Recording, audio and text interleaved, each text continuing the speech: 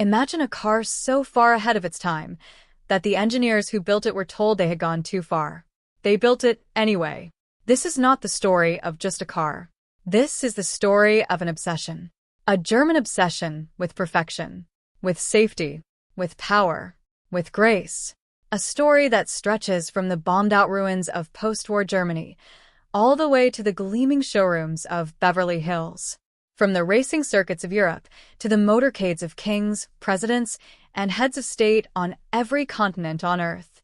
This is the story of the Mercedes-Benz S-Class, the car that defined what a luxury sedan could be, the car that rewrote the rulebook over and over and over again. Sit back, because this ride is going to take a while. Stuttgart, Germany. 1945. The factories of Mercedes-Benz are rubble. Firebombs have turned precision engineering plants into fields of twisted steel and shattered glass. The workforce is scattered. The tooling is destroyed. The future is uncertain. And yet the engineers who survived are already drawing. That is who these people are. They cannot stop building. It is in their blood. By 1949, against almost impossible odds, Mercedes-Benz had a car back on the road. The 170S. A humble, modest machine by anyone's standards. But in that wrecked, rebuilding Germany, it was a miracle on four wheels. And notice that letter. S. Sonder. In German, it means special.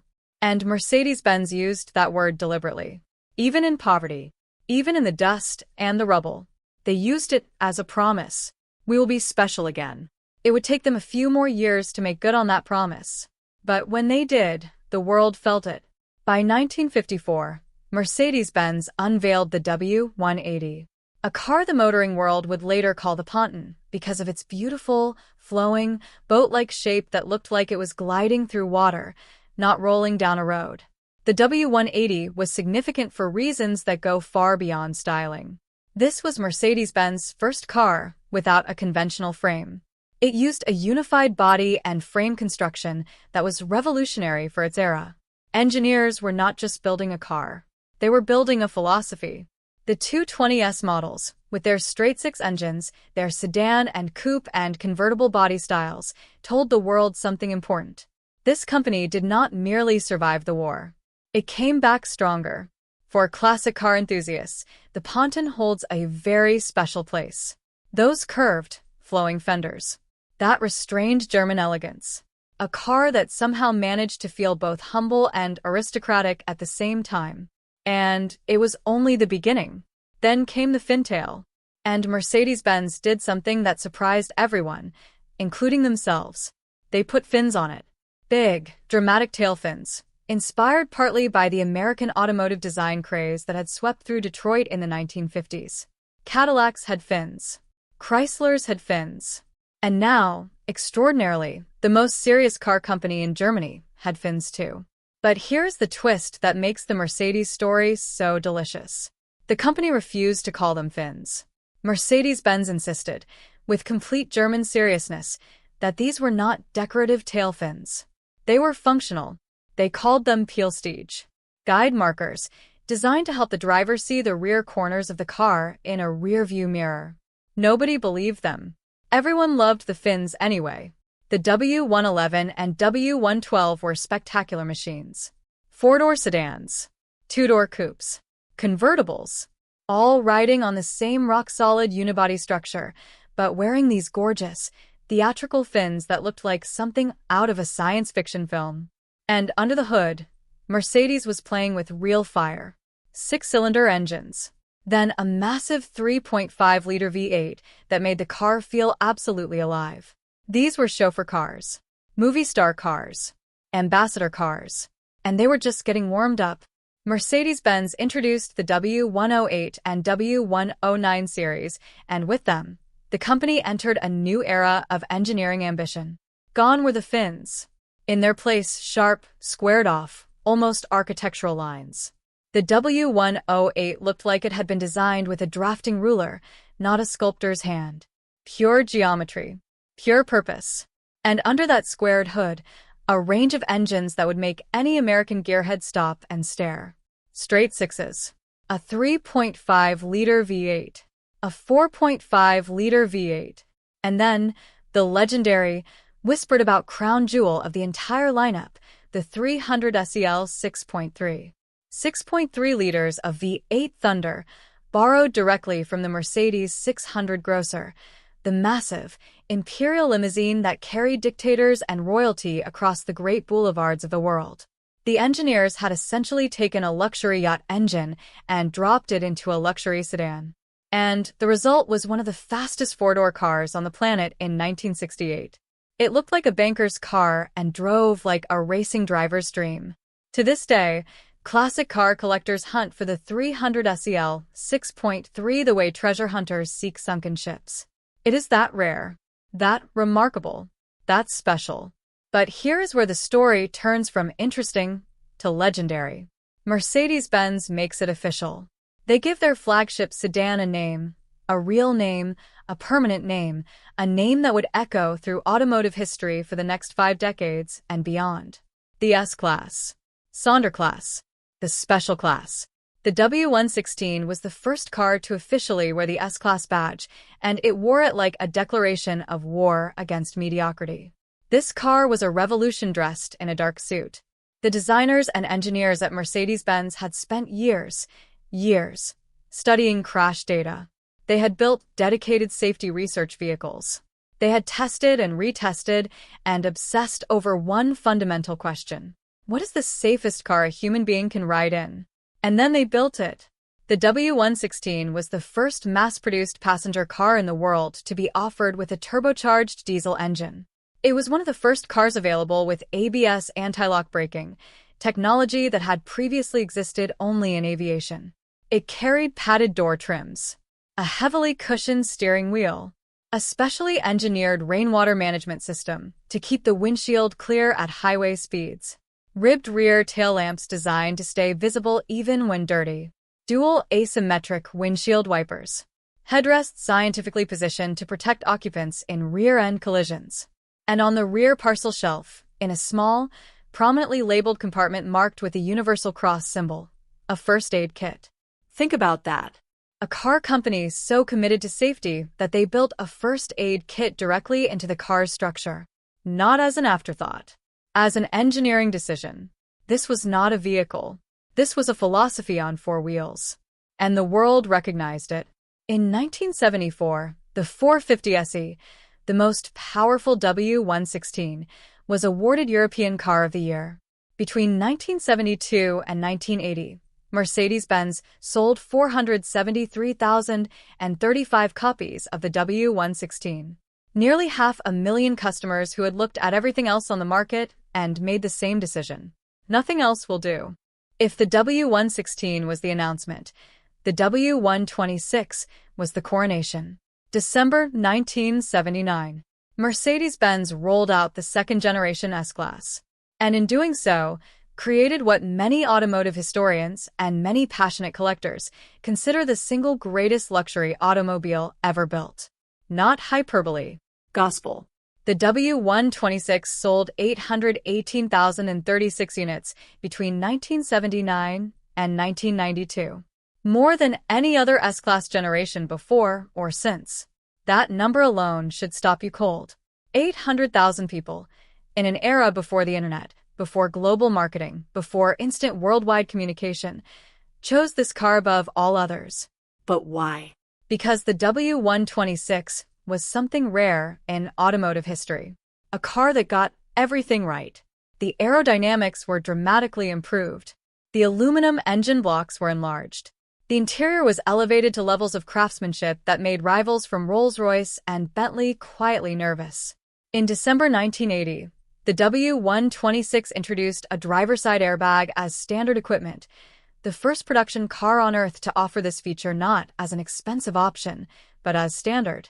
Then in 1988, passenger side airbags were added. Seatbelt pretensioners, technology that automatically tightened your seatbelt the moment sensors detected an imminent impact, appeared in the W126 for the first time in any production car in history. Traction control, heated seats, advanced climate control, reading lamps for rear passengers, and the engines. Because classic car people always come back to the engines. straight sixes and V8s across the entire range. The mid-cycle 1985 update brought upgraded displacement to virtually every engine in the lineup. Sixes growing from 2.8 to 3.0 liters. V8s expanding from 3.8 to 4.2 liters. And the magnificent top-spec 5.0-liter growing to a thumping 5.6-liter V8 that produced a sound like rolling thunder over the Autobahn. And the coupe, the SEC, returned with the W126.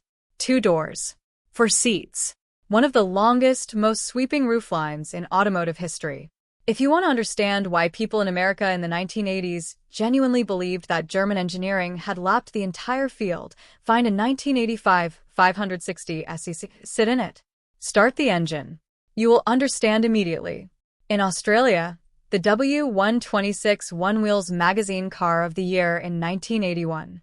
In the United States, it became the aspirational vehicle for an entire generation of Americans who wanted to signal, without saying a single word, that they had arrived. Mercedes-Benz used a slogan in that era. Engineered like no other car in the world. For once, that was not advertising. That was a fact. The Soviet Union is crumbling. The Gulf War has just ended. The world is shifting on its axis. And Mercedes-Benz unveils the W140. If the W126 was the perfectly cut business suit, the W140 was the floor-length fur coat. This car was enormous. It was extravagant. It was, and Mercedes' own engineers admitted this quietly in private, perhaps a little too much. The W140 cost 25% more than the W126 it replaced. And it showed every penny. Double-pane window glazing, the kind found in professional sound recording studios, created an interior so hushed that passengers could genuinely believe they were sitting in a sealed vault, not a moving automobile. Self-closing doors. Push them, and the car gently, pneumatically pulled them shut the last few inches. A self-closing trunk lid. Electric windows that automatically stopped and lowered when they sensed they were closing on something.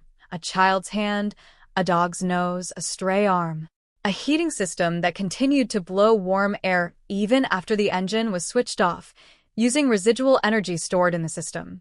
And the engines were, in a word, spectacular. A 6.0-liter V12, positioned at the very top of the range, producing 300 kilowatts of pure cultured German fury. This was a car that could accelerate from 0 to highway speed with a composure so complete, so total, that passengers sometimes did not realize how fast they were traveling until they looked out the window and the world was blurring past them. 432,732 units were sold worldwide.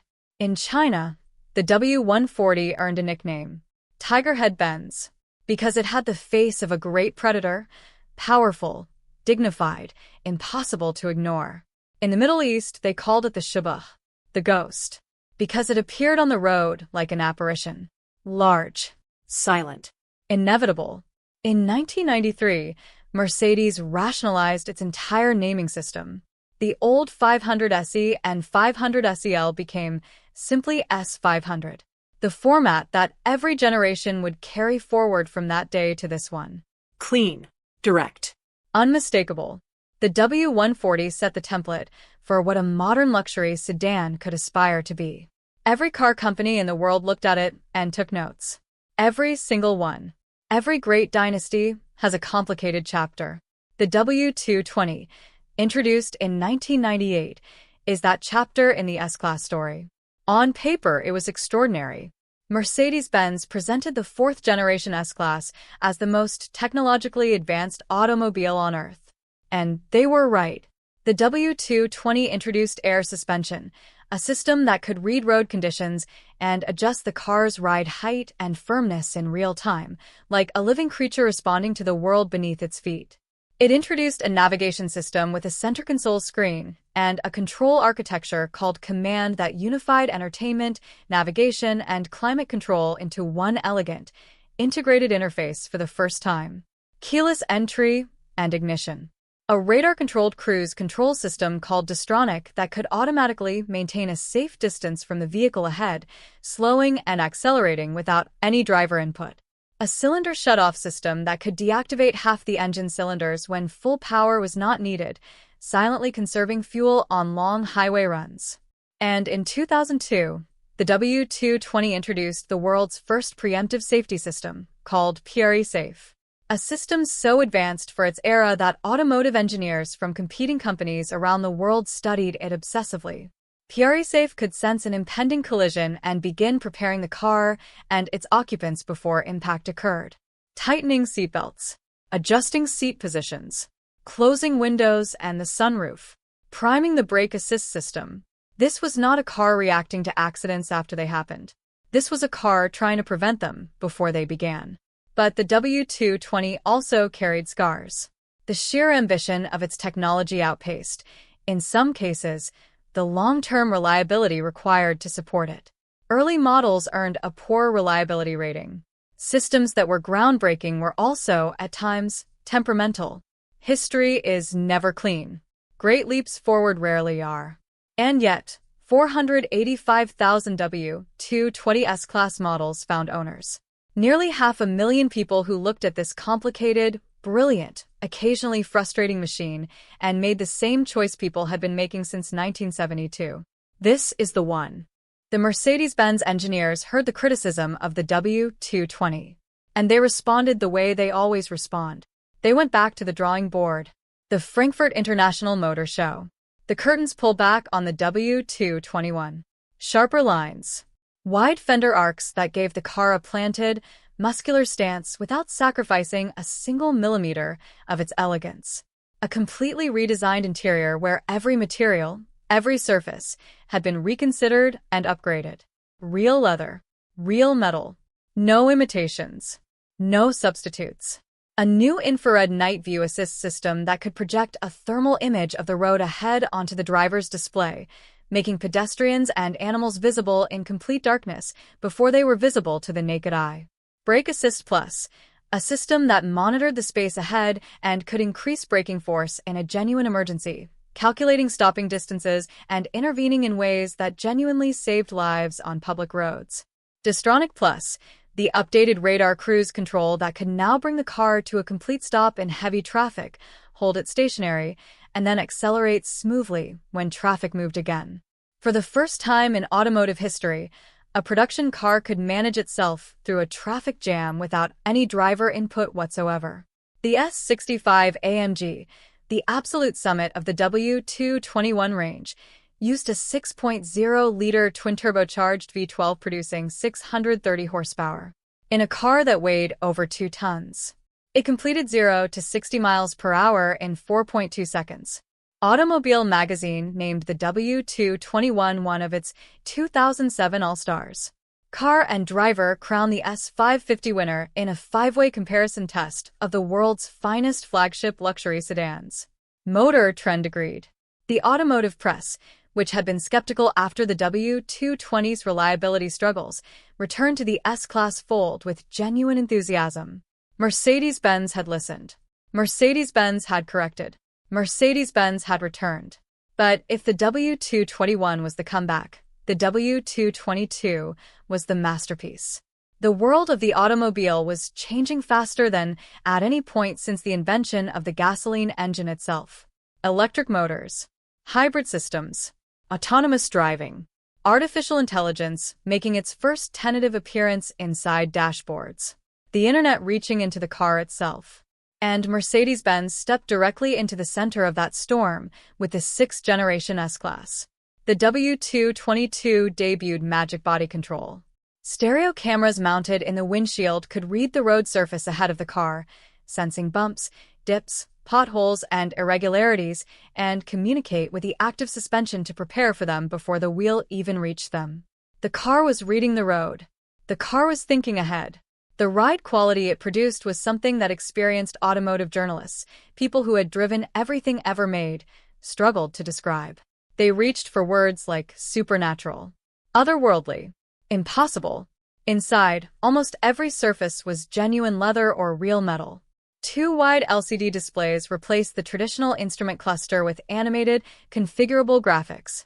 A head-up display projected speed and navigation information directly onto the windshield at eye level.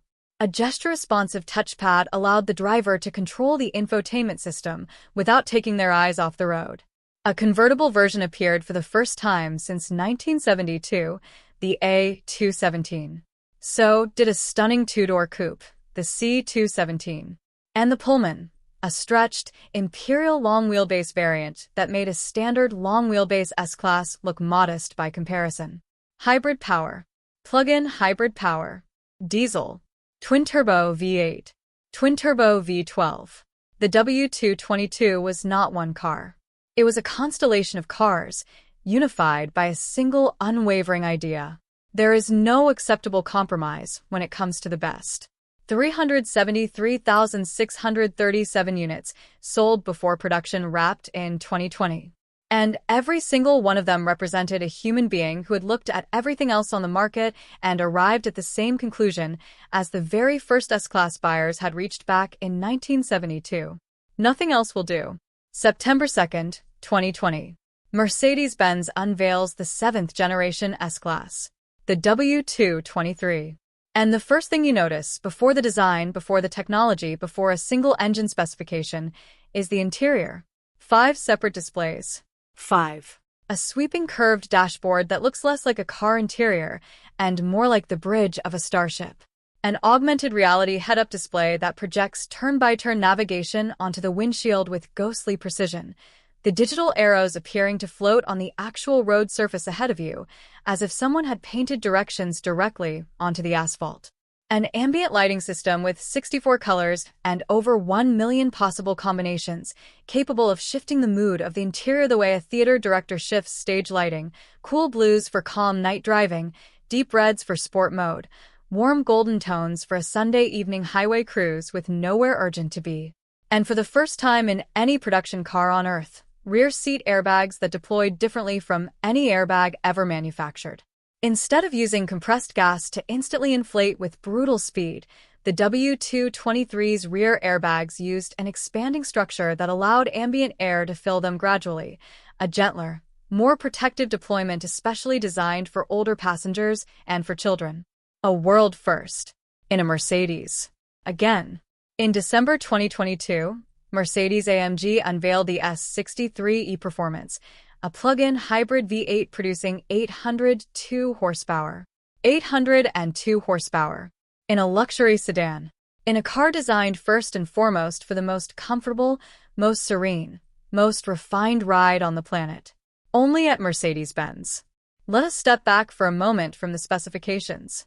From the engine displacements and the horsepower numbers and the technology acronyms that have accumulated across 7 decades of engineering ambition. Let us talk about what the S-Class actually means, what it has meant. For more than 50 years, there is a concept in the automobile world, talked about quietly, reverently, among the people who truly love cars, called the halo car. A halo car is not necessarily the best-selling car a company makes. It is not necessarily the most profitable. It is the car that defines what the company believes about itself. The car that says, this is what we are capable of, when we hold absolutely nothing back. For Mercedes-Benz, the S-Class has been that car for over 5 decades without interruption. The first seatbelt pretensioners in any production car? S-Class. The first driver airbag offered as standard equipment? S-Class. The first radar cruise control system in a mass-production automobile? S-Class. The first preemptive safety system? S-Class.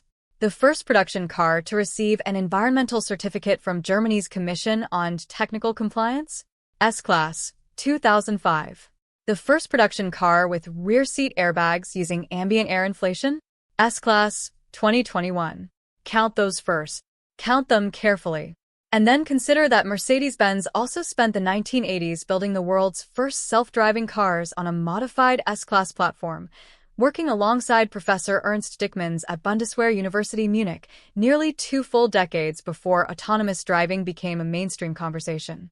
In 1995, when the internet still ran on dial-up modems, when most of us still navigated with paper road maps folded badly on the passenger seat, Dickmanns' robot S-Class drove autonomously from Munich, Germany to Copenhagen, Denmark, and back, on the open Autobahn, at speeds exceeding 175 kilometers per hour.